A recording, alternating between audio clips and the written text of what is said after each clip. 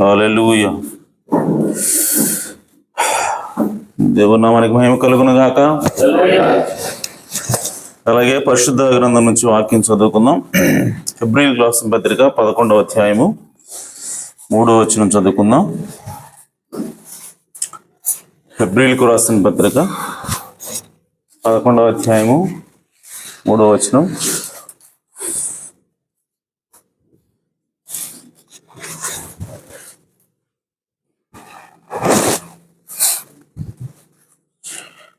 ప్రపంచములు దేవుని వాక్యము వలన నిర్మాణమైనవనియు అందును బట్టి దృశ్యమైనది కనబడేడు పదార్థములచే నిర్మించబడలేదనియు విశ్వాసము చేత గ్రహించుకొనుచున్నాము. మరొకసారి, ప్రపంచములు దేవుని వాక్యము వలన నిర్మాణమైనవనియు అందును బట్టి దృశ్యమైనది కనబడేడు పదార్థములచే నిర్మించబడలేదనియు విశ్వాసము చేత గ్రహించుకొనుచున్నాము. దేవుడు తన పరిశుద్ధ వాక్యమును దీవించును గాక. తలలోంచి చిన్న ప్రార్థన చేసుకుందాం. సర్వోన్నతుడా, సర్వశక్తి గల తండ్రి, మా రక్షకుడా, మా విమోచకుడా, మీ ఘనమైన ఉన్నతమైన నామమునకు స్తుతులు స్తోత్రం చెల్లిస్తున్నాం. ఈ ఉదయకాల సమయంలో అయా మీ బిడ్డలుగా ఇక్కడ మేము చేరుకొని మీ నామాన్ని స్తుతించి ఉన్నాము, ఘనపరిచి ఉన్నాము. మీరు నిశ్చయముగా సంతోషించి ఉన్నారని మేము నమ్ముచున్నాం తండ్రి. అయా చదువుబడిన వాక్య భాగం మీది, దాన్ని వ్రాసింది నీవే గనుక నీవే దానికి అర్థం చెప్పవలసిన అవసరం ఉన్నది కనుక మీరు మా వద్దలోకి రండి. అయా అల్పుడను అయోగ్యుని ప్రభువా నన్ను మరుగు చేసుకునండి. అయా మా అందరితో మీరే మాట్లాడమని ప్రార్థిస్తున్నాను. మా హృదయాలు తెరవబడినట్లుగా, మా జీవితాలు మారినట్లుగా, మా విశ్వాసం పెరుగునట్లుగా, అయా ఎత్తబడే విశ్వాసం మాకు వచ్చినట్లుగా మీ వాక్యం ద్వారా మాతో మాట్లాడమని ప్రార్థిస్తున్నాను. ఎందుకంటే మీ వాక్యమే మనం బ్రతికించేది. మీ వాక్యమే మా పాదములకు దీపమై ఉన్నది. మీ వాక్యమే మా త్రోవకు వెలుగై ఉన్నది తండ్రి. కనుక మేము నాయన మా నడతలను సరి చేసుకోవాలంటే మీ వాక్యం అవసరం. మా జీవితాలు సరి చేసుకోవాలంటే మీ వాక్యం ద్వారానే. మా హృదయాలను నాయన మేము సరి చేసుకోవాలంటే అది మీ వాక్యం ద్వారానే ప్రభువా. కనుక అటువంటి వాక్యముతో ఈ ఉదయకాల సమయంలో దర్శించమని ప్రార్థిస్తున్నాం తండ్రి. మీరు రంగం మీదకి రండి. అయా నాయన మీరు ఏదైతే మాట్లాడుతున్నారో దాన్ని గ్రహించగలిగేటువంటి మనస్సును, వినగలిగినటువంటి చెవులను మాకు దయచేయండి. ఏదో మొక్కుబడిగా కాక ప్రభువా. అయా నా తండ్రి, మీ వాక్యమును స్వీకరించి దాని ప్రకారం జీవించాలన్నటువంటి ఆశతో ఇక్కడ కూర్చుందువు కాక ప్రభు. ఎదుగో నాయన సహాయం చేయండి. మీ సంఘమును అయా మీ సొంత రక్తం ఇచ్చి కొన్న మీ సంఘమును దీవించండి ప్రభు. దర్శించండి నాయన, కృప చూపమని సహాయం చేయమని మా ప్రభువును రక్షకుడు నాయన యేసు క్రీస్తు నామములో ప్రార్థించేది వేడుకుంటున్నాను పరమ తండ్రి.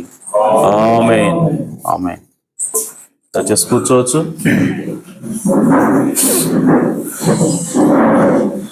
Praise the Lord. హల్లెలూయా. అందరూ బాగున్నారా? ఆమేన్.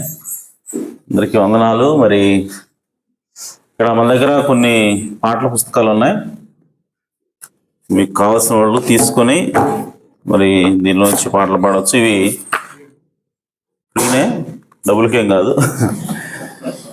ఇవి యాక్చువల్గా మన విజయవాడ పాస్టర్ గారు డానీ గారు వీటిని ముద్రించి వాళ్ళ సంఘంలో పంచిపెడతా ఉన్నారు. సో అవి నేను అడిగినప్పుడు నాకు 10 కాపీలు ఇచ్చారు.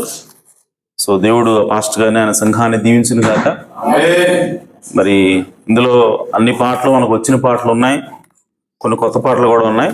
మరి పాటలు పాడడానికి మనకి పాటల పుస్తకం అవసరం. అలాగే మన సంఘం తరఫున కూడా మరి దేవుని చిత్తం అయితే మరి నెక్స్ట్ ఇయర్ లేదంటే కొన్ని రోజుల్లో మనం పాటల పుస్తకాన్ని తయారు చేసుకుందాం.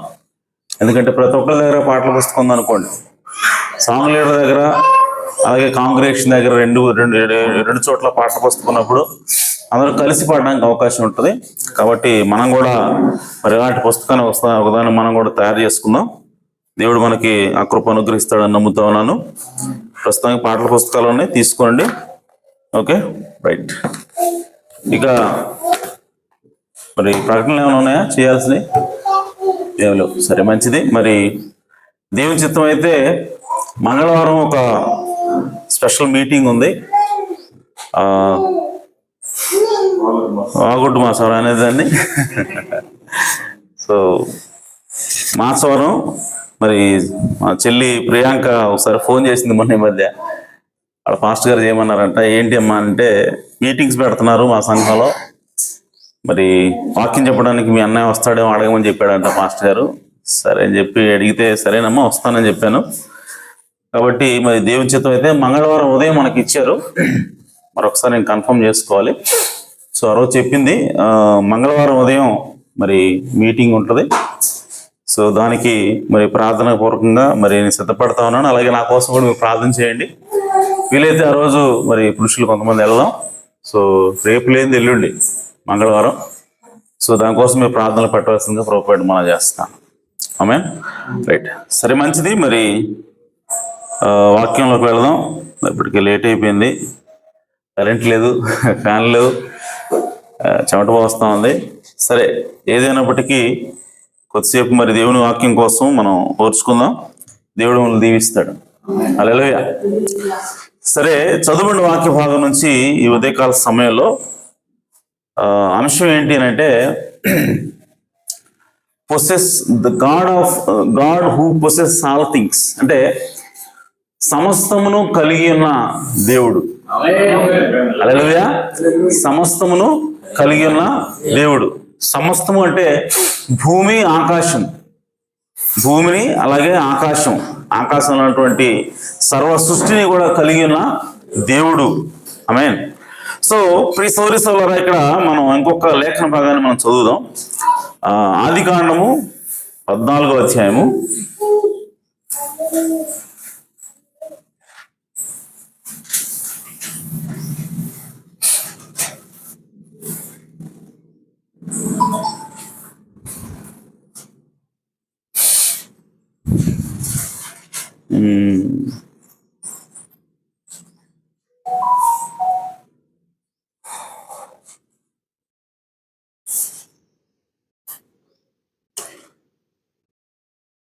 పద్దెనిమిదవ వచనం.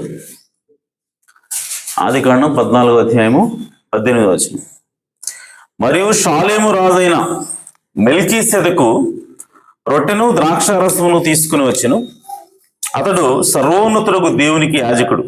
అప్పుడు అతడు అబ్రాహామును ఆశీర్వదించి, ఆకాశమునకు భూమికిని సృష్టికర్తయును సర్వోన్నతుడైన దేవుని వలన అబ్రహాము ఆశ్రయింపబడును గాక అనియు, నీ శత్రువులను, చూడండి ఏ విధంగా దీవిస్తున్నాడు. మెల్కీసెదెకు అబ్రహాముని కలుసుకున్నాడు. అందరూ వినాలమ్మా. సో అబ్రహాము మెల్కీసెదెకుని కలుసుకున్నప్పుడు మెల్కీసెదెకు అబ్రహామును దీవించే విధానం ఏమని దీవిస్తున్నాడు అంటే, ఆకాశమునకును భూమికిని సృష్టికర్తయును, హల్లెలూయా, సర్వోన్నతుడైన దేవుని వలన అబ్రహాము ఆశ్రయించబడును గాక. చూడండి, బైబిల్లో దేవుడు వచ్చినప్పుడు ఆయన తనను తాను ఏ విధంగా బయలుపరుచుకుంటున్నాడు అన్నది సందర్భాన్ని బట్టి మారుతూ ఉంటుంది. హల్లెలూయా. ఇంకో చోట ఆయన నేను యెహోవా ఈరే అంటాడు. ఇంకో చోట ఎక్కడైతే స్వస్థ అవసరం అవుతుందో అక్కడ యెహోవా రాఫా అంటాడు. హల్లెలూయా. అలాగా ఇక్కడ అబ్రహాము దగ్గరకు వచ్చినప్పుడు ఆయన ఏమని దీవిస్తున్నాడు అని అంటే, ఆకాశమునకును భూమికిని సృష్టికర్త. హల్లెలూయా. అంటే భూమి ఆకాశములను కలిగి ఉన్నవాడు, భూమి ఆకాశాలను సృష్టించిన వాడు, భూమి ఆకాశాలని తన ఆస్తిగా కలిగి ఉన్న దేవుడు నీకు తోడున్నాడు అంటున్నాడు ఆయన. హల్లెలూయా. సో నీ శత్రువులను నీ చేతికి అప్పగించిన సర్వోన్నతులకు దేవుడు స్తుతింపబడును గాక అని చెప్పాను. అప్పుడు అతడు అన్నిటిలో ఇతనికి 10వ వంతు ఇచ్చాను. సొదొమ రాజు చూడండి, మెల్కీసెదెకు షాలేము రాజు.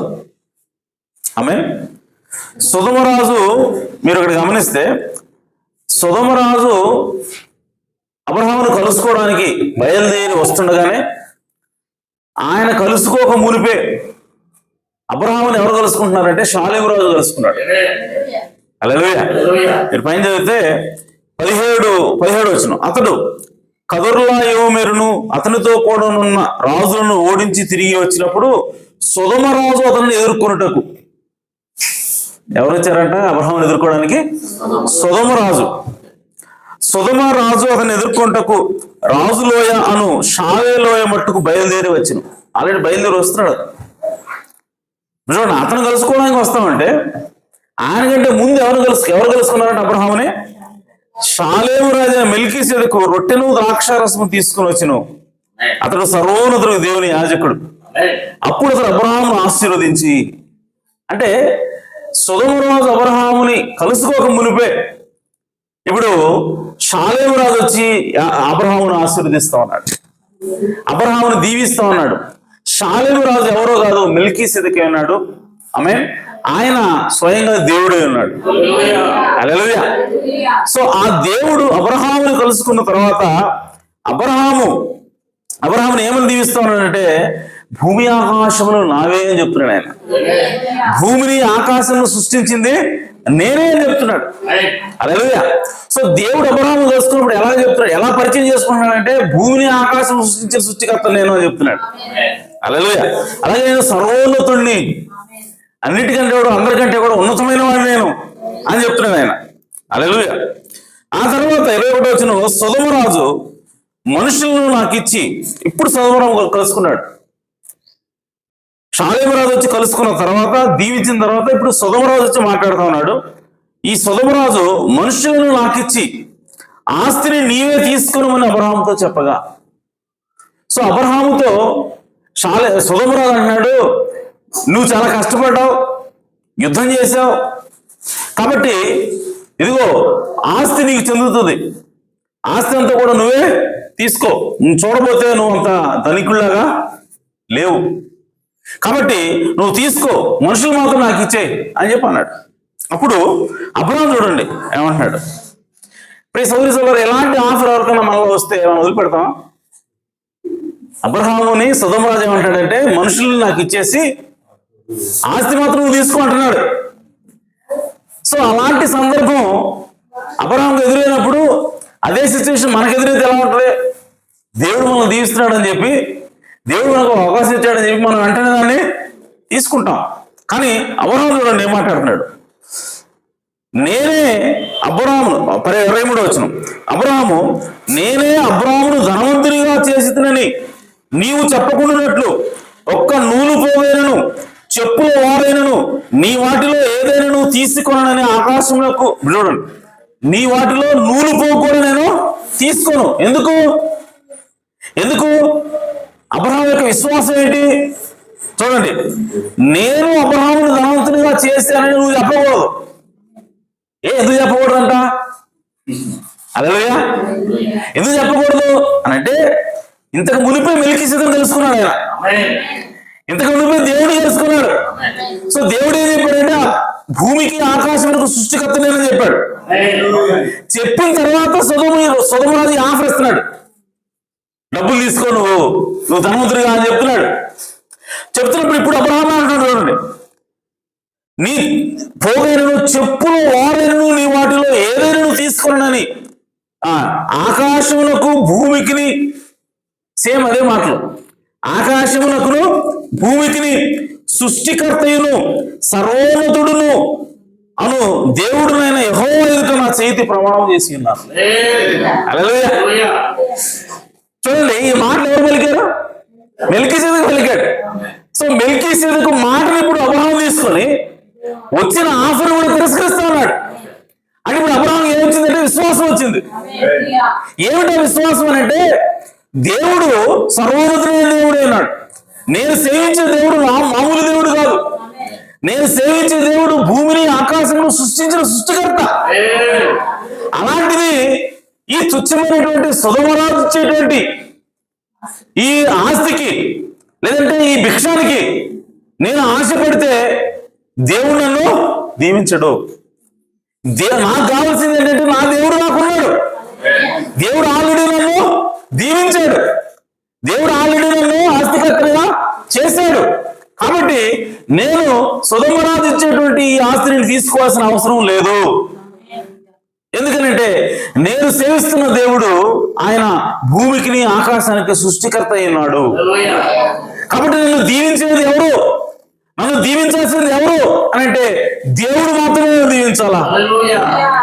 ఏ మనుషులు కూడా నన్ను దీవించాల్సిన అవసరం లేదు. ప్రియ సోదరి సోదరులారా, ఈ అబ్రహాం ఒకప్పుడు ఇట్లా లేడండి. ఈ విధంగా మాట్లాడుతున్నటువంటి అబ్రహాము ఆస్తిని తృణప్రాయంగా తిరస్కరించినటువంటి అబ్రహాము ఒకప్పుడు ఇట్లా లేడు. హల్లెలూయా.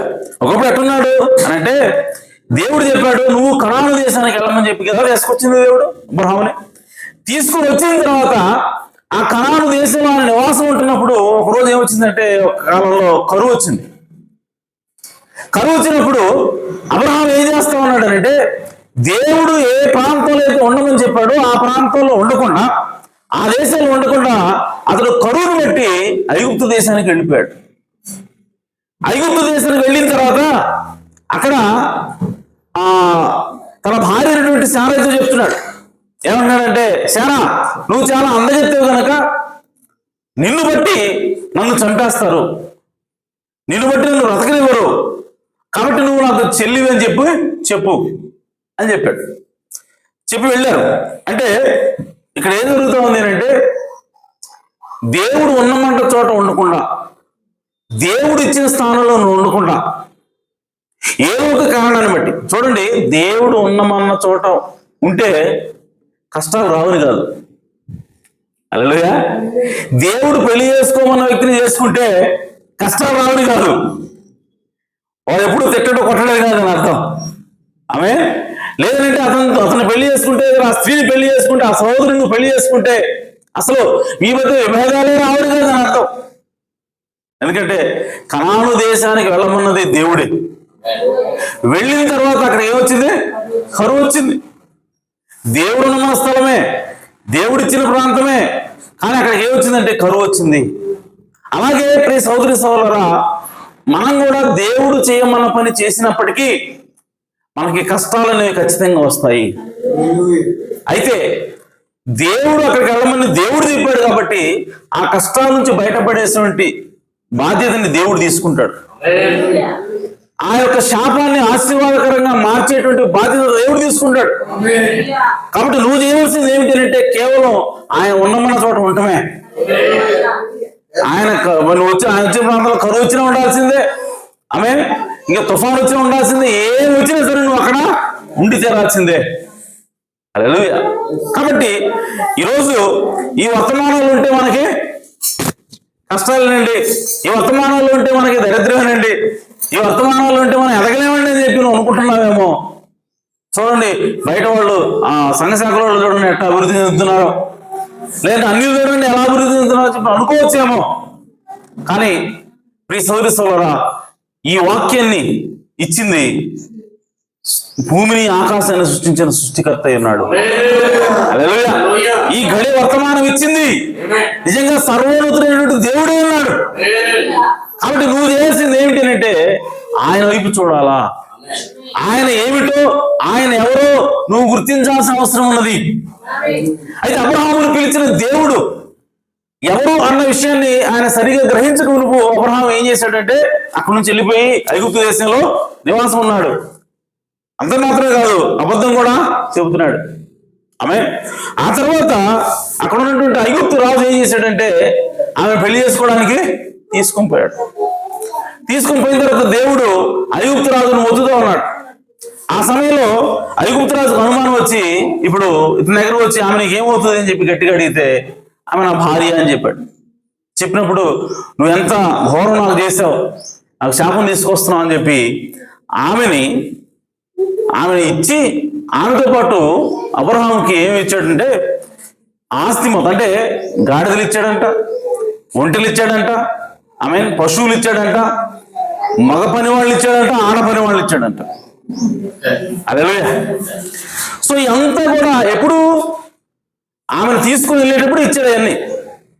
ఒకసారి చదువుతాం, అది 12వ అధ్యాయం ఉంటుంది, అది ఆదికాండము 12వ అధ్యాయం.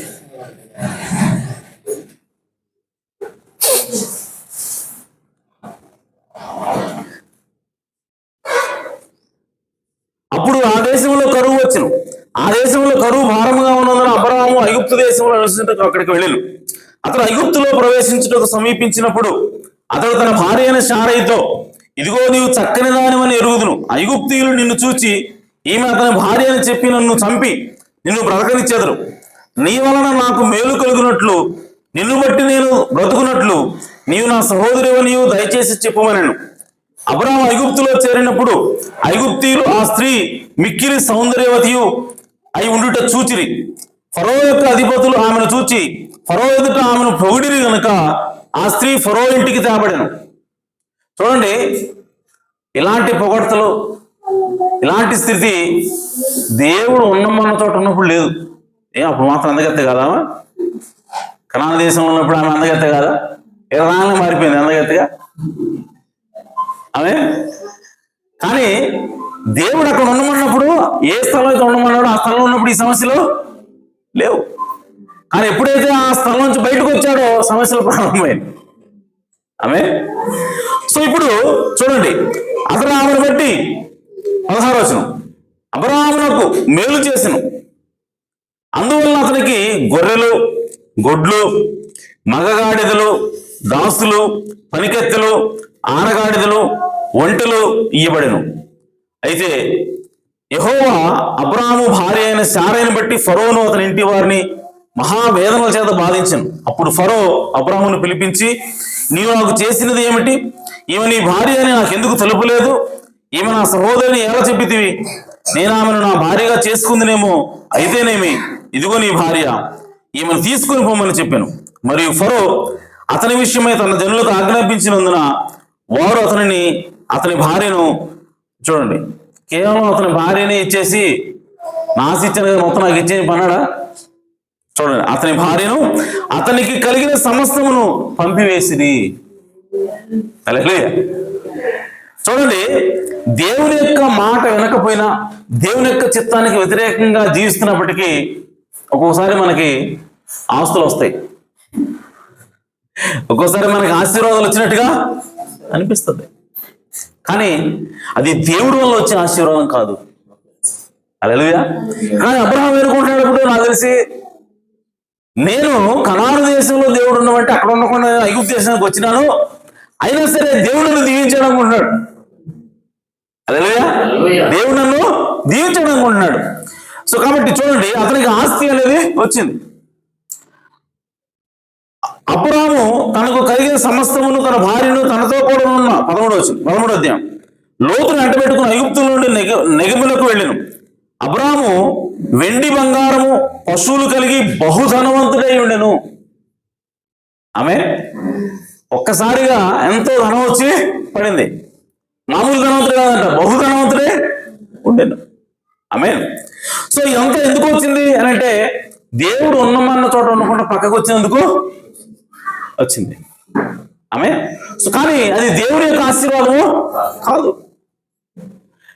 సో అయితే ప్రియ సౌరి సోదరులారా, ఇప్పుడు ఆ తర్వాత సొదొమ రాజు, లేదంటే కొంతమంది షీనారు రాజు, ఎల్లాసర్ రాజు, అర్యోకు రాజు, ఏదైనా 5 రాజులు, 4 రాజులు ఒక పక్క, 5 రాజులు ఒక పక్క, వాళ్ళు గొడవ పెట్టుకొని, వాళ్ళు యుద్ధం చేసుకొని, వాళ్ళు తీసుకొని పోతా ఉన్నారు, జనాలు తీసుకొని పోతా ఉన్నారు. ఆ సమయంలో సొదొమ ప్రాంతంలో ఉన్నటువంటి ఎవరిని తీసుకెళ్లారు అని అంటే, లోతుని తీసుకొని పోయారు. లోతుని తన ఇంటి వారిని తీసుకొని పోయారు. వారిని రక్షించడం కోసం ఇప్పుడు ఎవరు బయలుదేరారంటే అబ్రహాం బయలుదేరాడు. హల్లెలూయా. సో అబ్రహాము బయలుదేరే సమయానికి ప్రియ సోదరి సోదరులారా, అంతకుముందే లోతు ఒకరు విడిపోయి ఉన్నారు. తెలుసా స్టోరీ మనకి? సో లోతు వాళ్ళందరూ విడిపోయిన సమయంలో అబ్రహాము ఆస్తిపరుడే. అలాగే ఇప్పుడు అబ్రహాముకు ఒక విషయం అర్థమవుతోంది. ఎప్పుడైతే ఈ మెల్కీసెదెకు కనపడ్డాడో, మెల్కీసెదెకు ఆయన దీవించాడో, మెల్కీసెదెకు వచ్చి మాట్లాడుతున్న సమయంలో అబ్రహాముకి ఒక విషయం అర్థమైంది. ఏంటి ఆ విషయం అంటే, మనుషుల వల్ల వచ్చేటువంటి ఆస్తి నాది కాదు. నన్ను దీవించాల్సింది ఎవరంటే దేవుడే దీవించాలి. ఎందుకంటే నన్ను పిలిచింది దేవుడు, నన్ను ఇక్కడికి రమ్మన్నది దేవుడు. కాబట్టి దేవుడే నన్ను దీవించాల. మనిషి వచ్చేటువంటి ఆస్తి నాకు వద్దు అన్నటువంటి ఆలోచన ఎప్పుడు కలిగింది? ఐగుప్తులో ఉన్నప్పుడు కలగల. ఆమేన్.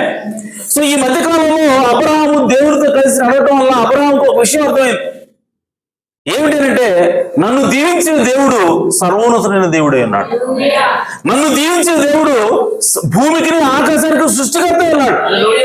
కాబట్టి నేను ఏ మనుషుల దగ్గర కూడా అబద్ధం ఆడాల్సిన అవసరం లేదు, ఏ మనుషుల కింద కూడా వంగి ఉండాల్సిన అవసరం లేదు. ఎందుకంటే నా దగ్గర ఉన్నటువంటి దేవుడు, నాతో ఉన్న దేవుడు, ఆయన భూమికి ఆకాశానికి సృష్టికర్త అయి ఉన్నాడు. హల్లెలూయా. చూడండి ప్రియ సోదరులారా, అబ్రహాము యొక్క విశ్వాసం ఏమిటి అంటే, అబ్రహాముతో దేవుడు ఏం చెప్తా ఉన్నాడనంటే, ఇదిగో నేను నీ సంతానాన్ని అభివృద్ధి చేస్తా, నీ సంతానాన్ని విస్తరింపజేస్తా, నీ సంతానం వల్ల అనేక దేశములు ఆశ్రయించబడును. ఒక దేశం కాదండి. హల్లెలూయా. నీ సంతానం వల్ల అనేక దేశాలు ఆశ్రయించబడు, సమస్త దేశాలు ఆశ్రయించబడతాయి. ఆమేన్. సో నీవు సమస్త దేశములకు తండ్రి అవుదువు. హల్లెలూయా. సో అబ్రహాముని దేవుడు ఈ విధంగా దీవిస్తా ఉన్నాడు. దేవుడు ఈ విధంగా దీవిస్తున్నప్పుడు అబ్రహాముకి పిల్లలు ఉన్నాడా? ఒక్క పిల్లవాడైనా ఉన్నాడా? ఈమె ఇస్మాయిల్ ఉన్నాడా? లేడు. లేని సమయంలో దేవుడు నిన్ను దీవిస్తాను, నీ కుమారుని నీ సంతానం విస్తరింపజేస్తాను. ఎలా విస్తరిస్తానంటే ఆకాశ నక్షత్రాలు చూడు అంటున్నాడు. ఎలా విస్తరిస్తానంటే ఇసుక రేణువులు చూడు అంటున్నాడు. ఎలా విస్తరిస్తానంటే భూమి మీద ఉన్నటువంటి ధూళిని చూడు అన్నాడు. హల్లెలూయా. సో అలాంటి విస్తారాన్ని నేను నీకు ఇస్తాను ఇవ్వబోదని చెప్పి అంటున్నప్పుడు, ఆ మాట చెప్పినప్పుడు అబ్రహాముకి ఒక్క పిల్లాడు కూడా లేడు. హల్లెలూయా. కానీ అబ్రహాము దేవుడు నమ్ముతూ ఉన్నాడు. అబ్రహాము దేవుడి మీద విశ్వాసం ఉంచాడు. ఏమని విశ్వాసం ఉంచాడు? దేవుడు ఏమొస్తున్నాడు దగ్గరికి అబ్రహాము దగ్గర అంటే, నేను ఇది అబ్రహాము నువ్వు నన్ను నమ్ము, నేను ఎవరినంటే భూమి ఆకాశాన్ని సృష్టించిన వాడను. హల్లెలూయా. భూమిని ఆకాశాన్ని సృష్టించిన వాడని చెబుతున్నట్టు ఈ దేవుడు ఇప్పుడు ఆయనకి భూమి ఉంది, ఆకాశం ఉంది, సమస్తం కూడా ఆయనవే. కానీ ఒకప్పుడు ఆయన కూడా ఎట్లాంటి స్థితిలో ఉన్నాడు తెలుసా? ఏమీ లేనివాడుగా ఉన్నాడు. ఆమె దేవుడు దేవుడిగా లేనప్పుడు, ఆయన మాత్రమే ఉన్నప్పుడు, ఆమె భూమి ఈ విశ్వం అంతా కూడా శూన్యంగా ఉన్నప్పుడు, శూన్యం కూడా లేదన్నాడు ప్రవక్త అంటాడు. అటు శూన్యం లేదంట, ఇతర పదార్థము లేదంట, అటు గాలి లేదు, అటు వెలుగు లేదు, చీకటి లేదు అంటాడు ప్రవక్త. ఓకే. సో కానీ అక్కడ దేవుడు ఉన్నాడు అంటాడు. హల్లెలూయా. సో అక్కడ ఎవరు లేరు, కేవలం దేవుడు మాత్రమే ఉన్నాడు. సో అటువంటి సమయంలో కూడా భూమిని ఆకాశానికి ఆయనే దేవుడే ఉన్నాడు. భూమిని ఆకాశాన్ని ఆయన కలిగి ఉన్నాడు. ఆమె. కానీ ప్రియ సోదరులారా, అలాంటి దేవుడు, ఎవరికి కనబడినటువంటి దేవుడు, నిత్య శక్తిగా ఉన్న దేవుడు, సో అంతటిని కూడా కమ్మి ఉన్న దేవుడు. ఇప్పుడు ఏం జరిగిందేమో తెలియదు కానీ తనకు తాను ఒక వెలుగులాగా ఉనికిలోకి వస్తా ఉన్నాడు. తనకు తాను ఒక వాక్య రూపంలోకి ఆయన వస్తా ఉన్నాడు. హల్లెలూయా. ఆయన వచ్చి ఆయన వెలుగులో వచ్చినప్పుడు కూడా అక్కడేమీ లేదు, భూమి లేదు, ఆకాశం లేదు, నక్షత్రాలు ఏమీ లేవు. ఇప్పుడు ఆయన పలుకుతూ ఉన్నాడంట. ఏమేమి పలుకుతున్నాడంటే ఆకాశ నక్షత్రాలు కలుగును గాక. ఆయన పలుకుతూ ఉన్నాడు భూమి కలుగును గాక. ఆయన పలుకుతూ ఉన్నాడు ఆకాశం కలుగును గాక, విశాల పడును గాక. ఈ మాటల్ని కూడా పలుకుతూ ఉన్నప్పుడు ఇప్పుడు ఈ భూమి ఉనికిలోకి వచ్చింది, ఆకాశ నక్షత్రాలు ఉనికిలోకి వచ్చాయి. ఇవి అంతకుముందు ఎక్కడ ఉన్నాయి? లేవు, అంతకుముందు లేవు. కానీ ఇవి ఎక్కడి నుంచి వస్తా ఉన్నాయి అని అంటే ఆయనలో నుంచే వస్తా ఉన్నాయి. హల్లెలూయా. సో దేవుడు ఏదైతే సృష్టిస్తా ఉన్నాడో అవన్నీ ఎక్కడి నుంచి వస్తున్నాయంటే ఆయనలోనే ఉన్నాయి. ఆయనలో ఉన్నవాటిని పలుకుతా ఉన్నాడు. సో ఎప్పుడైతే ఆయనలో ఉన్న వాటిని ఆయన పలుకుతా ఉన్నాడో అవన్నీ కూడా ఉనికిలోకి వస్తా ఉన్నాయి. హల్లెలూయా. అవన్నీ కూడా ఆయనవే, అవన్నీ కూడా అంతకుముందు ఆయనలో. హల్లెలూయా. ప్రియ సోదరి సోదరులారా, దేవుని యొక్క లక్షణం ఏంటంటే తన లోపల ఉన్న వాటిని ఆయన దృశ్య రూపంలోకి మాట ద్వారా తీసుకొచ్చేవాడు. ఆయన అందుకోసం ఇప్పుడు ఏం చదువుకున్నాం మనం? ఈ కనబడే పదార్థాలన్నీ కూడా దేవుని వాక్యం వల్ల నిర్మితమైనవని, కనబడిన పదార్థాలను కూడా కనబడే వాటి వల్ల, కనబడేవని కూడా కనబడని వాటి వల్ల నిర్మింపబడినవని మనము విశ్వాసం ద్వారా గ్రహించుకుంటున్నాము. హల్లెలూయా. సో ఇప్పుడు చూస్తున్నట్టు భూమి ఆకాశం ఇవన్నీ కూడా దేవుని మాట వల్ల వచ్చాయి. హల్లెలూయా. సో అవన్నీ ఎక్కడ ఉన్నట్టు దేవుని లోపల ఉన్నాయి. వాటిని కూడా దేవుడు బయటికి తీస్తూ ఉన్నాడు. అలాగే మీ సోదరి సోదరులారా, అబ్రహాము లోపల అబ్రహాముకి దేవుడు చెప్పాడు, నీకు నేను సంతానాన్ని ఇస్తాను. ఇప్పుడు ఈ సంతానం ఎక్కడ ఉంది? అబ్రహాము లోపలే ఉంది. హల్లెలూయా.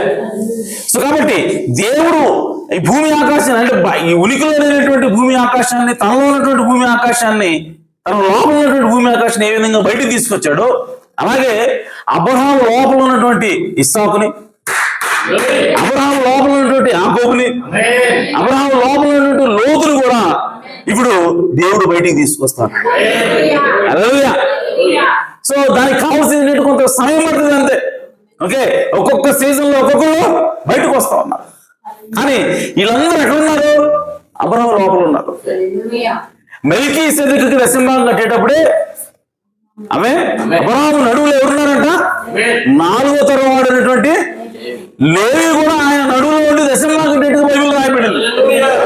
హల్లెలూయా. అంటే అబ్రహాము లోపల, అబ్రహాము బయట కనబడినటువంటి తన పిల్లలందరూ కూడా ఎవరున్నారు? ఇప్పుడు అబ్రహాము లోపల ఉన్నారు. హల్లెలూయా. సో నువ్వు చేయవలసింది అబ్రహాము చేసింది ఏమిటంటే, భూమి ఆకాశంలో ఒకప్పుడు లేవు, అటన్నింటి కూడా తన లోపం నుంచి తన మాట ద్వారా బయటకు తీసుకొచ్చిన దేవుడిని కలిగి ఉన్నాను.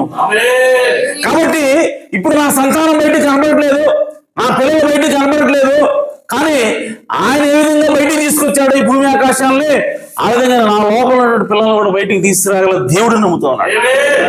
హల్లెలూయా. ఈ రోజు ప్రియ సోదరి సోదరులారా, మనము కూడా నమ్మవలసిన విధానం అదే. నీకేం కావాలన్నా సరే అది దేవుల్లో దొరుకుతుంది. నీకేం కావాలన్నా సరే దేవుని విశ్వాసం వచ్చింది చాలు, దేవుడు నీకు సమస్తాన్ని కూడా ఇచ్చే దేవుడే ఉన్నాడు. ఎందుకనంటే ఆయన మనకు తండ్రి కాబట్టి, ఆయన మనకు దేవుడు కాబట్టి, ఆయన మనల్ని కన్నవాడు కాబట్టి, ఇప్పుడు ఆయన కలిగినంత కూడా మనదే. ఆమె భూమి ఆకాశములు దేవుని వశమై ఉన్నప్పుడు, ఇప్పుడు అవే భూమి ఆకాశములు మనకు కూడా వశమై ఉన్నవి. భూమి ఆకాశములు దేవుని యొక్క ఆస్తి ఉన్నప్పుడు, ఆయన పిల్లలు మనకి కూడా భూమి ఆకాశంలో ఆస్తి ఉన్నవి. ఈ భూమిని ఆకాశాన్ని మనం ఏలబోతా ఉన్నాము, ఈ భూమిని మనం స్వతంత్రించుకోబోతా ఉన్నాము. ఎందుకనంటే మనం దేవుని కుమారులమై ఉన్నాము. హల్లెలూయా. దేవుని కుమార్తెలమై ఉన్నాం. కాబట్టి ప్రియ సోదరి సోదరులారా, మనం భయపడాల్సిన అవసరం లేదు, మనం కంగారు పడాల్సిన అవసరం లేదు. దేవుని వాక్యం ఏం చెబుతుందో అది చేసుకుంటూ పోవటం మన పని.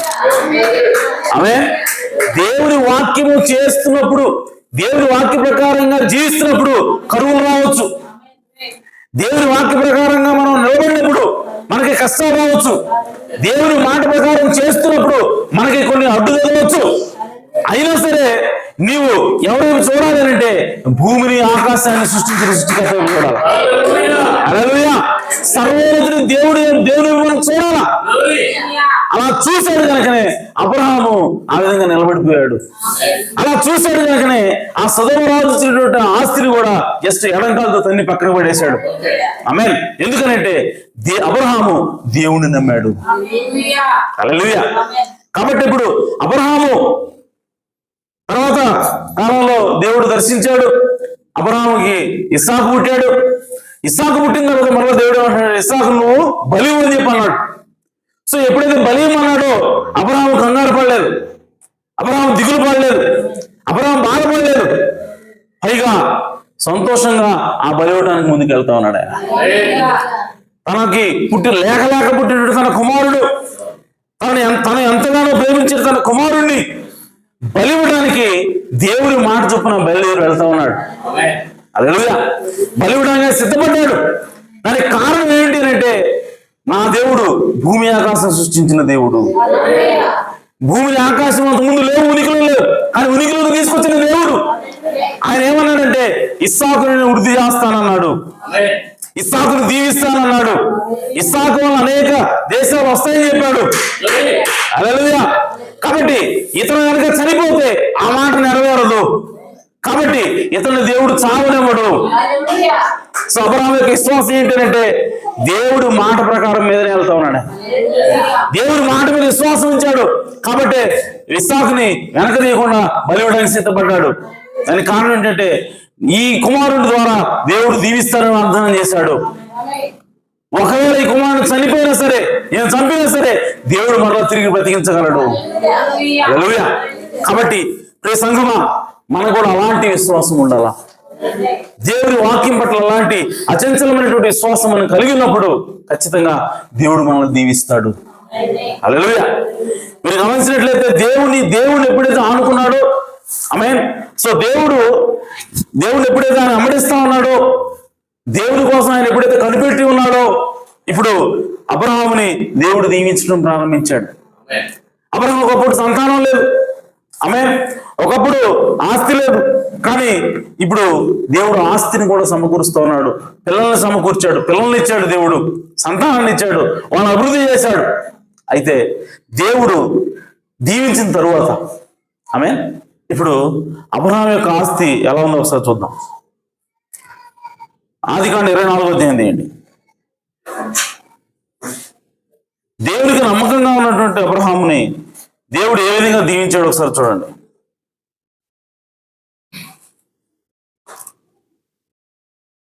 34వ వచనం, 24:34.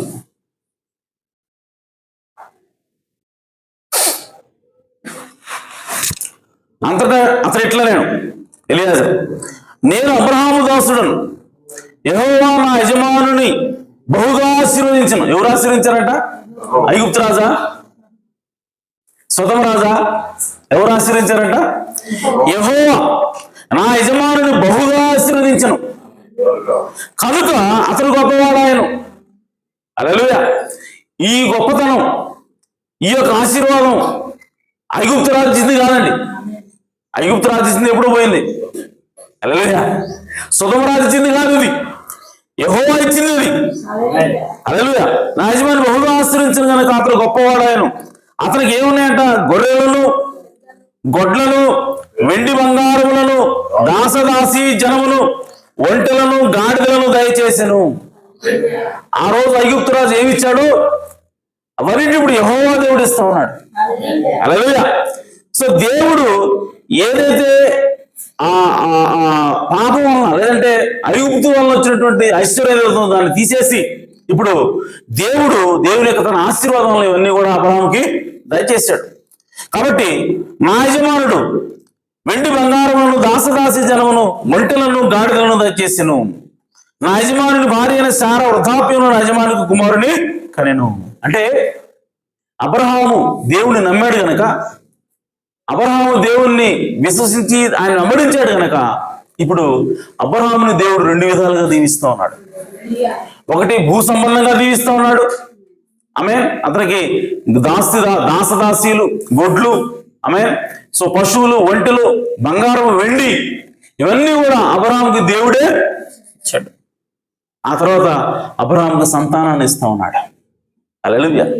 సో దేవుడు రెండు విధాలుగా కూడా అబ్రహాముని దీవించాడు.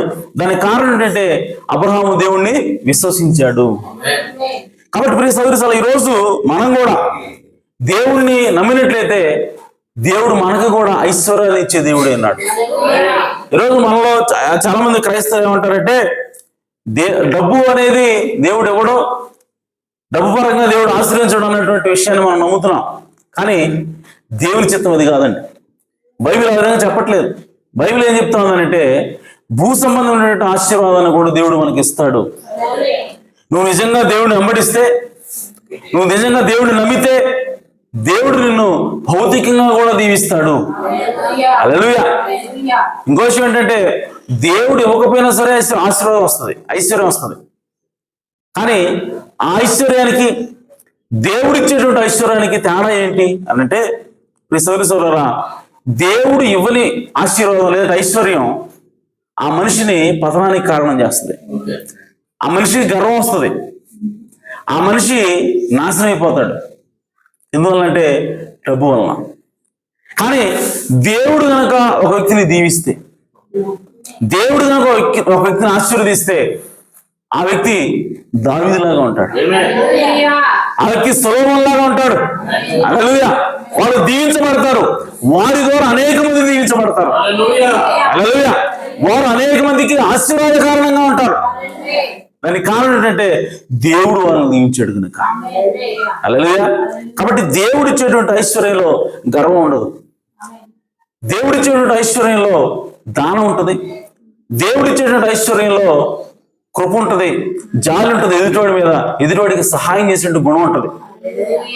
అదే లోకం వలన దీవించబడిన వాళ్ళు, లోకం వలన ఆస్తిని పొందిన వాళ్ళు, వాళ్ళలో జాలి గుణం అనేది ఉండదు, సహాయం చేయటం అనేది ఉండదు, ఒక గర్వం ఉంటుంది వాళ్ళకి. కాబట్టి ప్రియ సోదరి సోదరులారా, దేవుడిని మనం విశ్వసిస్తే దేవుడు ఖచ్చితంగా మనల్ని భౌతికంగా కూడా దీవించే దేవుడే అన్నాడు. అది బైబిల్లో అంతటా కూడా రాయబడింది, అంతటా కూడా ఆ విషయం చెప్పబడింది.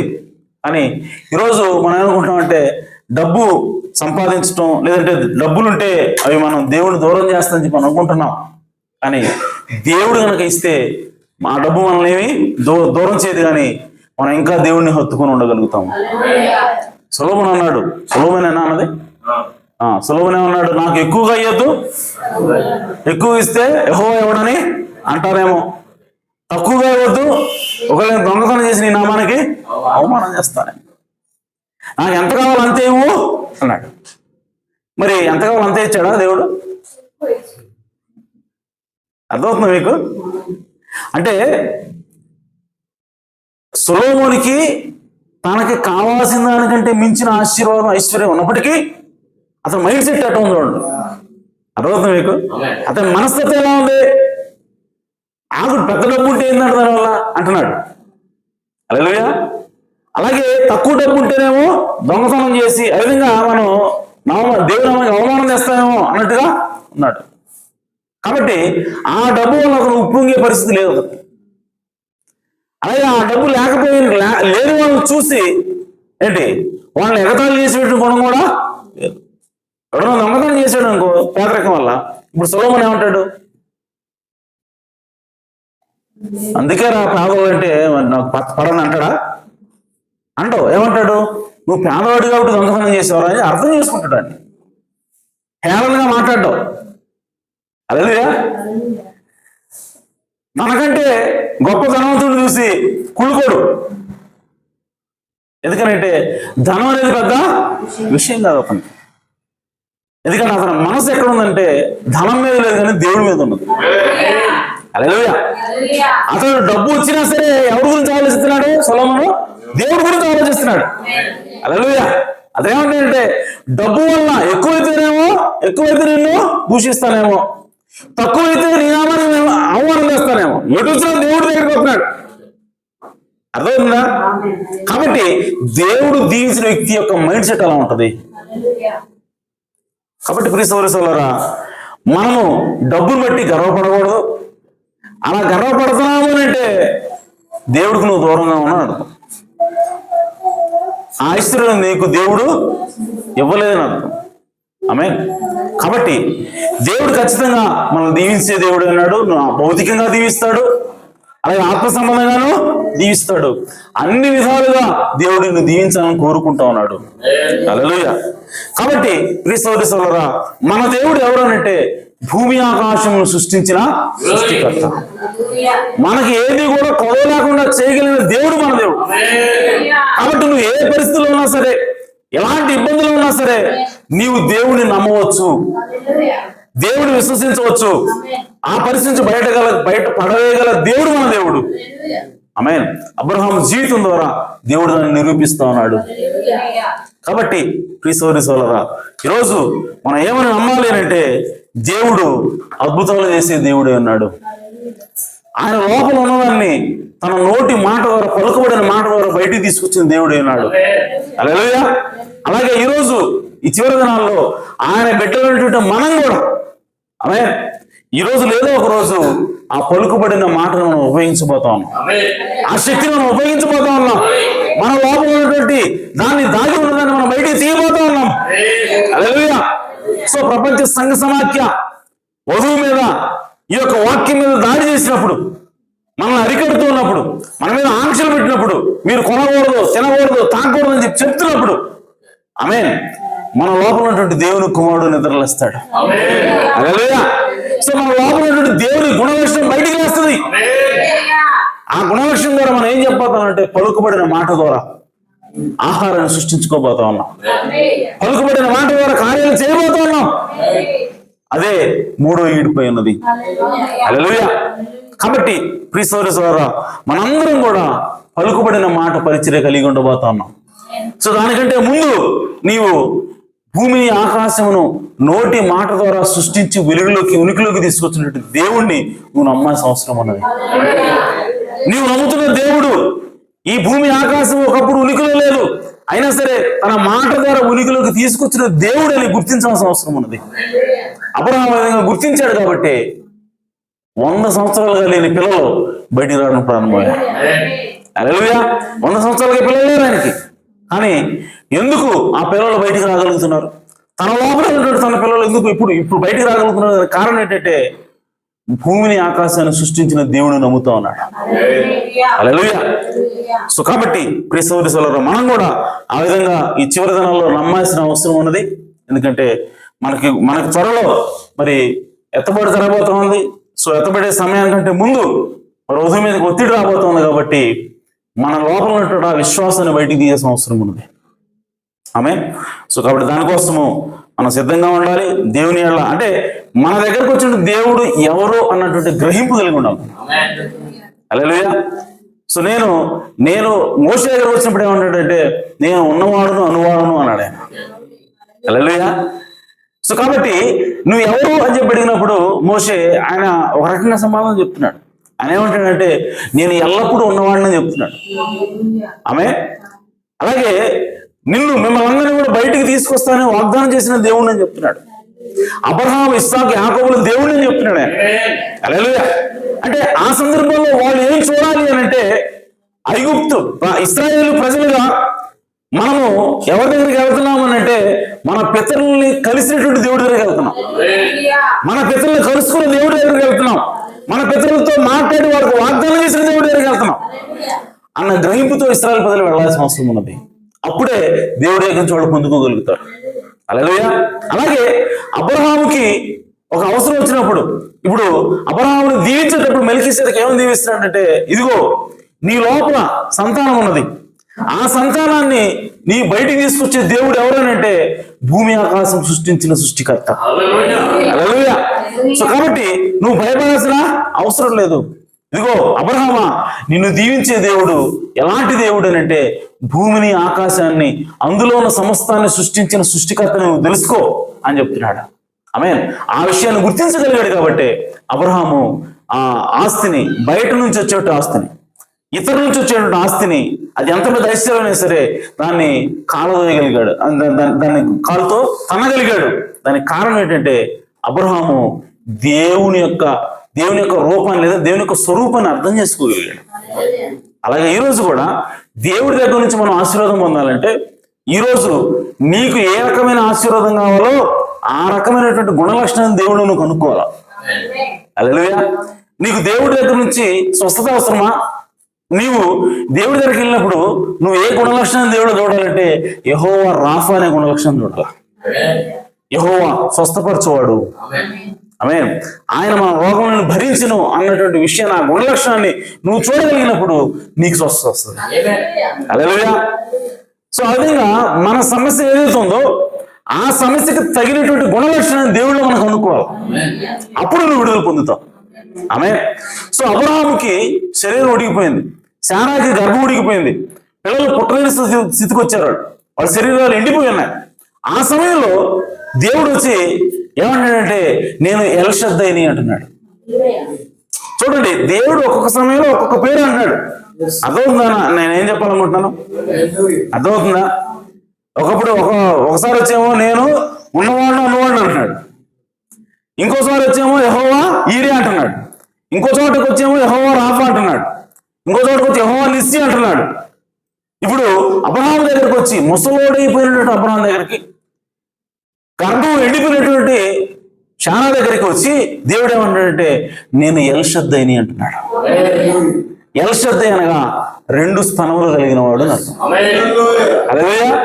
అంటే 2 స్థనాలు కలిగిన దేవుడు ఎందుకు చెప్తున్నాడు అబ్రహాముకి ఎందుకు 2 స్థానాలు ఉన్నాయి నాకు చెప్తున్నాడు. ఆమేన్. ఎందుకంటే నీవు ముసలివాడైపోయాను అనుకుంటున్నావేమో, నీవు శక్తి తగ్గిపోయింది అనుకుంటున్నావేమో. ఇదిగో నేను శక్తినిచ్చేవాడిని. ఆ శక్తిని కూడా నాకు 2 రొమ్ములు ఉన్నాయి. సో పిల్లలు ఏ విధంగా శక్తిని పొందుకుంటారంటే పాలు తాగి, రొమ్ము పాలు తాగి శక్తిని పొందుకుంటారు. సో కాబట్టి నువ్వు ముసలివాడు అనుకోవద్దు, నాకు పిల్లలు పుట్టినవాడు నువ్వు శారం అనుకోవద్దు. నీ గర్భాన్ని తిరిగి పునరుద్ధరించగల దేవుడు నేను. హల్లెలూయా. నీ యొక్క యవ్వనాన్ని తిరిగి పునరుద్ధరించగల దేవుడు నేను. ఉడిగిపోయినటువంటి నీ శక్తిని తిరిగి మరలా రప్పించగలిగినటువంటి స్థలాలు నా దగ్గర ఉన్నాయి. కాబట్టి నేను ఎల్షద్దైని అంటున్నాడు. హల్లెలూయా. సో ఆ విధంగా అబ్రహాము దగ్గరికి ఆ విధంగా వచ్చినప్పుడు ఆ విషయాన్ని, ఆ గుణ విషయాన్ని అబ్రహాము చూడగలిగాడు. కాబట్టి అబ్రహాము ధైర్యం పొందుకున్నాడు, అబ్రహాము శక్తిని పొందుకున్నాడు, విశ్వాసాన్ని పొందుకున్నాడు ఆయన దగ్గర నుంచి. ఓహో, నేను శక్తిహీనునైనా సరే నువ్వు లేపగల దేవుడు నువ్వు. హల్లెలూయా. నేను ముసలివాడైనా సరే నా శరీరాన్ని తిరిగి పునరుద్ధరించగల దేవుడు నువ్వు. ఓకే, అలా అయితే ఓకేనయ్యా అన్నాడు ఆయన. విశ్వాసం ఆయన ఎప్పుడు కూడా బలహీనుడు కాలేదు. అలాగే ప్రియ సోదరి సోదరులారా, మనకి ఏ కష్టం వచ్చినా సరే ఆ కష్టానికి సంబంధించిన దగ్గరికి ఆ గుణ లక్షణాన్ని దేవుడిని మనం చూడగలగాలి. ఆ గుణ లక్షణాన్ని మనం గుర్తించగలగాలి దేవుడిలో ఉంది అని. అప్పుడు ఆయన దగ్గర నుంచి మనం పొందుకోగలుగుతాం. కాబట్టి అబ్రహాం ఆ విధంగా దేవుని యొక్క గుణ లక్షణాన్ని గుర్తించాడు. కాబట్టి అబ్రహాము దీవించబడ్డాడు. అటు భౌతికంగా దీవించబడ్డాడు, ఇటు పిల్లల విషయంలో దీవించబడ్డాడు. అన్ని విషయాల్లో కూడా అబ్రహాము దీవించబడ్డాడు. ఆ విధంగా మనం కూడా దీవించబడాలన్నది దేవుని యొక్క వాక్యం ఈరోజు తెలియజేస్తా ఉంది. ఈ వాక్యం దేవుడు దీవించును గాక, దేవుడు మిమ్మల్ని సమృద్ధిగా ఆశీర్వదించును గాక. హల్లెలూయా.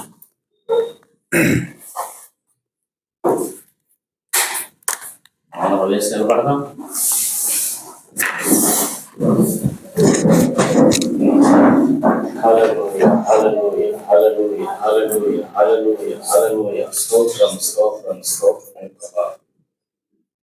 గొప్ప తండ్రి, సర్వోన్నతుడైన దేవానికి స్తోత్రం. దాసులోంచినైనా నువ్వు మాట్లాడి ఉన్నావు ప్రభా అని స్తోత్రం. నీవు సర్వోన్నతుడైన దేవుడు అని ప్రభా అప్పుడు మాట్లాడుతూ ఉన్నావు ప్రభా. నువ్వు సర్వము కలిగి ఉన్నావని మాట్లాడుతున్నావు ప్రభా. తండ్రి, భూమి ఆకాశము లేక మునిపే, సూర్యుడు చంద్రుడు నక్షత్రాలు ఏమీ లేక మునిపే నీవు ఉన్నావు ప్రభు. ఆమేన్. నీవు నీవు దేవుడుగా లేనప్పుడే నువ్వు ఉన్నావు ప్రభు. అవును ప్రభు. మరి ఈ సృష్టి అంతా ఏముంది అంటే అది దేవుడిలో ఉందని మాట్లాడావు ప్రభు. ఆమేన్. స్తోత్రము ప్రభు. ఈ నక్షత్రాలు, భూమి, ఆకాశము, సూర్యుడు, చంద్రుడు సమస్తము ఏముందంటే అది నీ వాకనున్న ప్రభు. అవును ప్రభు. నీ వాకనున్న దాన్ని పలుకుబడిన మాటతో ఏదైనా ఉనికిలోకి తీసుకొస్తున్నావు. ఇదిగో ప్రభా, నువ్వు అబ్రహాముతో మాట్లాడుతున్నావు. అబ్రహామా, నేను చూపించిన దేశానికి వెళ్ళు, నేను ఆశీర్వదిస్తున్నా, నీ కుమారుని ఇస్తాను, నీ కుమారుని ద్వారా అనేక మంది ఆశీర్వదించబడతారని చెప్పావు ప్రభు. అవును ప్రభు. అనేక మంది సాటి ద్వారా నా తండ్రి ఆకాశ నక్షత్రాల వలె, ఉష్క రేణుల వలె అవును ప్రభు నీ ప్రజలు శ్రమతో చేస్తానని చెప్తా ఉన్నావు ప్రభు. ఈ సృష్టి సమస్తము నీ లోపల ఏ విధంగా ఉందో అబ్రహాము యొక్క రాజ సంతానము అబ్రహాములో ఉందని ఆమేన్. నీవు అబ్రహామును భయపడుతున్నావు ప్రభు. అవును నాయన. ఓ తండ్రి, ఏ విధంగా నువ్వు ఆశీర్వదించబోతున్నావు, ఏ విధంగా సంతానాన్ని ఇవ్వబోతున్నావు, ఏ విధంగా తండ్రి ఆ సంతానము ద్వారా సమస్త లోకాలను ఆశీర్వదించబోతున్నావు. అవును నాయన. సమస్తం అబ్రహాముతో మాట్లాడుతున్నావు ప్రభు. అవును నాయన. తండ్రి అబ్రహాము నమ్మాడు తండ్రి. అవును తండ్రి. షాలేము రాజుగా అబ్రహాముతో నువ్వు కలుసుకోక మునిపే, సొలొమోను రాజు కలుసుకోక మునిపే నా తండ్రి షలోము రాజుగా నువ్వు కలుసుకున్నావు ప్రభువా. అవును నాయన. నినకు శత్రువుకి నా తండ్రి రొట్టె ద్రాక్షరసం ఇచ్చి అవును ప్రభు. ఓ తండ్రి అబ్రహామును ఆస్వాదించావు తండ్రి. అవునయ్యా. కాబట్టి ప్రభువా ఆ సొదొమ రాజు వచ్చి ఓ ఓ నేను నీకు సమస్త ఆస్తి నీకు ఇస్తానంటే అబ్రహాం మాట్లాడాడు, నువ్వు పోలు గాని ఓ చెప్పు వారిని మాత్రం తీసుకోమని చెప్పాడు ప్రభువా. ఎందుకంటే ఓ భూమి ఆకాశం సృష్టించిన సర్వోన్నతుడైన దేవుని నామమున దీవించాలని చెప్పాడు. ఓ తండ్రి నీ స్తోత్రములు ప్రభువా.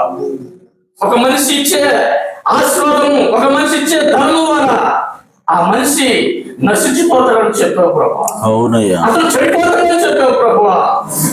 ఓ తండ్రి నీవిచ్చిన ఆశీర్వాదము ఓనైనా మనిషిని చెడగొట్టదు కానీ నీవిచ్చే ఆశీర్వాదము ఎప్పుడు నీకు భయంకరంగా ఉంటుందని చెప్పి అవును ప్రభువా.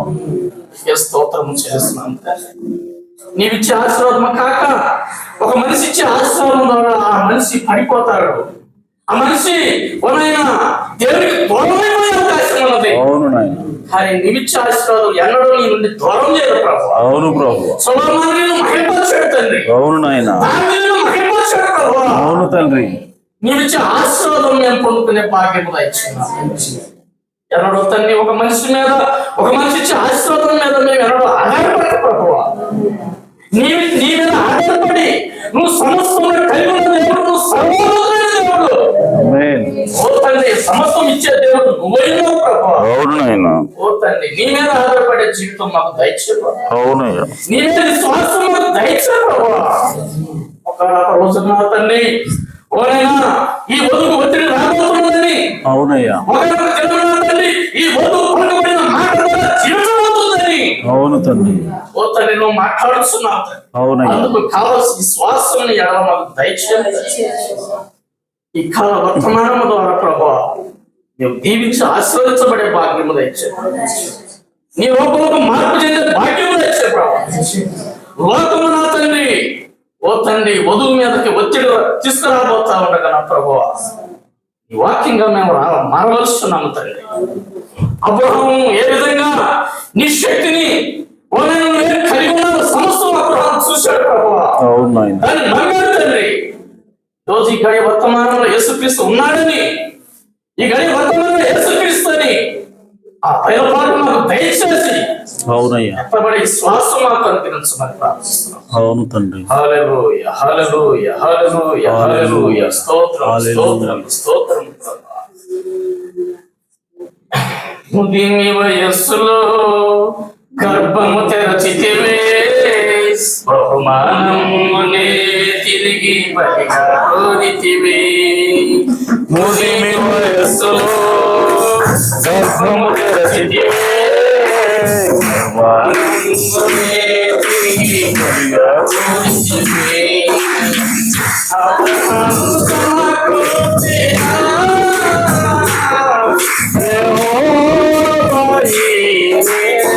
అబ్రహాము సమకూర్చిన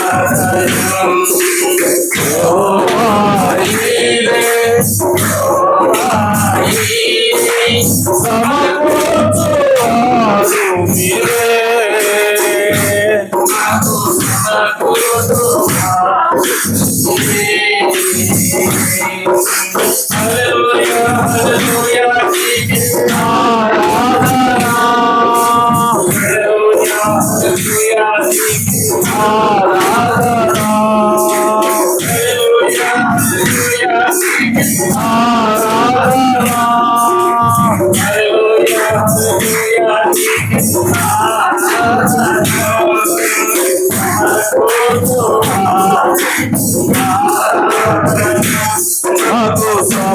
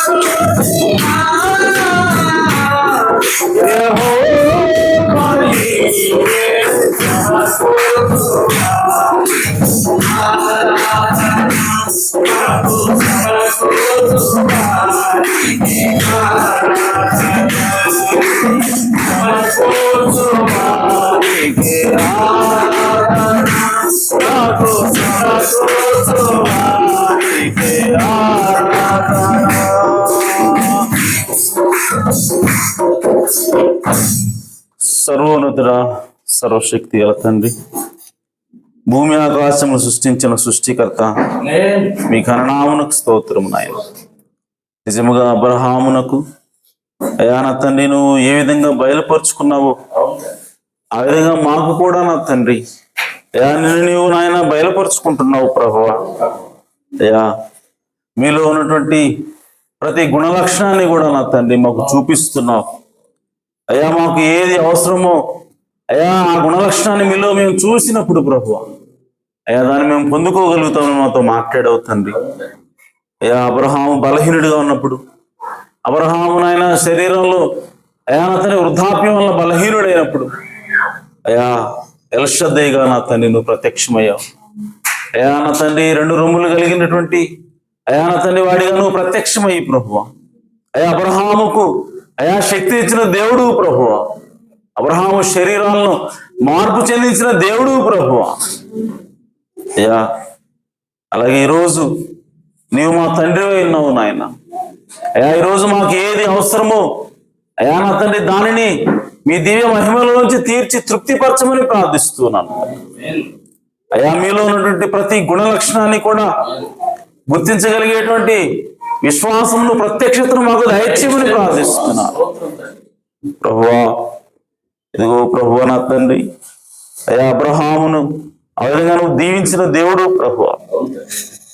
అయా సొదొమ రాజు ఇచ్చినటువంటి అయా ఆస్తిని కూడా అయా అబ్రహాము కావాలన్నాడు తండ్రి, తిరస్కరించాడు ప్రభువా.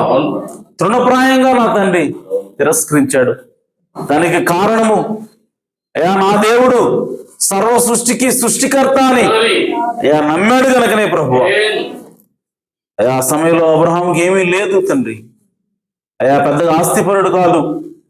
ఆ సమయానికి నాయన పిల్లలు లేరు. అయినప్పటికీ ఓ నాయన నీవు సృష్టికర్తవని భూమి ఆకాశములను అయా అతని ఉనికిలో లేని వాటిని నోటి మాట ద్వారా ఉనికిలోకి తీసుకొచ్చిన దేవుడు అని అబ్రహాము నమ్మాడు తండ్రి. అలాగే ప్రస్తుతానికి నాకు ఆస్తి లేకపోవచ్చు, పిల్లలు లేకపోవచ్చు, ఓ నాయన నా దేవుడు అయా సృష్టించే సృష్టికర్తని నమ్మాడు ప్రభువా. ఉనికిలో లేని వాటిని ఉనికిలోకి తెచ్చే దేవుడిని నమ్మాడు తండ్రి. కనుకనే అబ్రహాము ఉన్న వాటిని లేనట్టుగా, లేని వాటిని ఉన్నట్టుగా పలికలిగాడు తండ్రి. వాక్యం ఏమి చెప్పిందో, దేవుడు ఏమి చెప్పాడో దాన్ని మాత్రమే ఉన్నదానిగా ఎంచాడు తండ్రి. ఆ వాక్యానికి వ్యతిరేకంగా ఉన్న ప్రతి దాన్ని కూడా లేనిది అన్నట్టుగా చూశాడు తండ్రి. కనుకనే అబ్రహాము విశ్వాసులకు తండ్రి అయ్యాడు నాయన. మేము కూడా అబ్రహాము యొక్క సంతానముగా, అబ్రహాము యొక్క వారసులుగా అదే విశ్వాసాన్ని కలిగిందుకు మాకు ప్రభువా, అదే విశ్వాసమును మాకు దయచేయమని ప్రార్థిస్తున్నాను. అయ్యా ఎత్తబడే విశ్వాసం మాకు దయచే. అయ్యా అబ్రహాము యొక్క శరీరాన్ని మార్చిన దేవుడు మా శరీరాన్ని కూడా రెప్పపాటులో మార్చగలడన్న విశ్వాసం నేను కలిగిందుకు కాక ప్రభువా. అయ్యా ఇదిగో మరణము చూడకుండానే ఉన్నపాటుగా మా శరీరాలు మార్పు చెంది ఎత్తబడేటువంటి విశ్వాసం మాకు దయచేయమని ప్రార్థిస్తున్నాను తండ్రి. ఈ వాక్యం మీద నిలబడినప్పుడు నువ్వు దీవించే దేవుడు అయినావు తండ్రి. అయ్యా అబ్రహాముకు కనాను దేశాన్ని ఇచ్చి ఉన్నావు. ఇదిగో అబ్రహామా, నేను ఈ రోజే ఈ దినమందే నీకు దీన్ని ఇచ్చి ఉన్నానని చెప్పావు. నీవు తిరిగి చూడు, నువ్వు అడుగు పెట్టిన ప్రతి స్థలాన్ని నీకు ఇస్తానని వాగ్దానం చేశావు. కనుకనే ఆ విశ్వాసంతో, ఆ మాట మీద నమ్మకంతో అబ్రహాము తూర్పు దిశకు, పడమట దిశకు, దక్షిణ దిశకు, ఉత్తర దిశకు, ఆ ప్రాంతమంతటి, ఆ దేశమంతటి కూడా తిరిగాడు ప్రభువా. దానికి కారణము నువ్వు అడుగు పెట్టిన స్థలాన్ని ఇస్తానని వాగ్దానం చేస్తావు గనుక నీ మాటను నమ్మాడు ప్రభు అబ్రహాము. ఆ విధంగా బైబిల్లో ఉన్నటువంటి ప్రతి వాగ్దానము మాది అని చెప్పావు తండ్రి. బైబిల్లో ఉన్నటువంటి ప్రతి వాక్యం కూడా మా కొరకే నువ్వు వాగ్దానం చేసావని మేము కూడా నమ్మి ప్రభువా ప్రతి వాగ్దానాన్ని కూడా విశ్వాసంతో మేము స్వతంత్రించుకుందుము గాక ప్రభువా. అలాంటి విశ్వాసం నాకు దయచేయమని ప్రార్థిస్తున్నాను. ఈ చిన్న సంఘాన్ని దీవించండి, ఆశీర్వదించండి ప్రభువా. క్రీస్తు స్వారూప్యంలోకి చెక్కమని ప్రార్థిస్తున్నాను. పరిశుద్ధాత్మ చేత తిరిగి జన్మించే అనుభవాన్ని సంఘంలో ఉన్న ప్రతి ఒక్కరు కూడా పొందుకుందురుగాక ప్రభువా. ఎందుకంటే ఒకడు నీటి మూలముగా, ఆత్మ మూలముగా జన్మించకపోతే పరలోకానికి వారసుడు కానేరని మీరు అన్నారు. ఒకడు తప్పక తిరిగి జన్మించాలని చెప్పావు తండ్రి. కనుక సంఘంలో ఉన్నటువంటి ప్రతి ఒక్కరు, ఏ ఒక్కరు మిస్ కాకుండా ప్రభువా, ప్రతి ఒక్కరు కూడా పరిశుద్ధాత్మ బాప్తిసం పొందుదురుగాక ప్రభువా. ఆ విధంగా సంఘాన్ని నడిపించమని, వాక్యంతో పోషించమని అడుగుచున్నాను తండ్రి. సహాయం చేయండి. అలాగే సమయంలో నాన్న విత్తబడిన వాక్యము మా అందరి హృదయాల్లో నాటబడి నీరు కట్టండి ప్రభువా. నివృత్తులుగా ఫలించినట్లుగా దీవించమని ప్రార్థిస్తున్నాను. అనారోగ్యంతో ఉన్న వారికి ఆరోగ్యాన్ని దయచేయండి. అయ్యా నా తండ్రి, కుటుంబాల్లో రక్షణ లేకుండా వారికి రక్షణ భాగ్యం దయచేయండి. అయ్యా నా తండ్రి, ఎవరైతే లోకంలోకి వెనక్కి వెళ్ళిపోయినారో వారిని మరలా మీ సన్నిధికి తోడుకున్నామని ప్రార్థిస్తున్నాను తండ్రి. ఈ సమయంలో అయ్యా నా తండ్రి, ఇప్పటి వరకు ఓపికతో అయ్యా మీ వాక్యమైనటువంటి మీ బిడ్డలను దీవించండి, ఆశీర్వదించండి. అలాగే కానుకలను కూడా మీరు దీవించండి, ఆశీర్వదించండి. విత్తిన వారిని, వారి కుటుంబాలకు సమృద్ధిగా ఇచ్చామని ప్రార్థిస్తున్నాను. మీ కృపతోడుగా నడిపించమని, సహాయం చేయమని మా ప్రభువును రక్షకుడునైన యేసుక్రీస్తు నామములో ప్రార్థించడి వేడుకుంటున్నాను పరమ తండ్రి. ఆమేన్. మన ప్రభు అయిన యేసుక్రీస్తు వారి కృపా సమాధానం సకలొక పరిశుద్ధులకును కూడిన మనందరకు సదాకాలము తోడే నడిపించును గాక. ఆమేన్. పుట్ట ముగించబడింది అనుకుంటున్నాను.